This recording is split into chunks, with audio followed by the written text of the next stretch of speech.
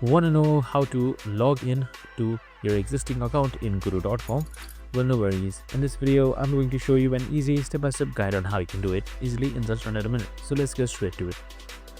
Now first things first, just simply open up your guru.com website. Just simply open up your web browser and type in guru.com and you should be right here. Now logging in is super simple. By default, you should be on the login page. If it's not, on the bottom you should be saying login and it should look something like this. The symbol is like that, and you should be able to log in just like this easily. Now you can just simply log in by your email or password, or just simply from any one of these four. Make sure you choose the one that you had registered from.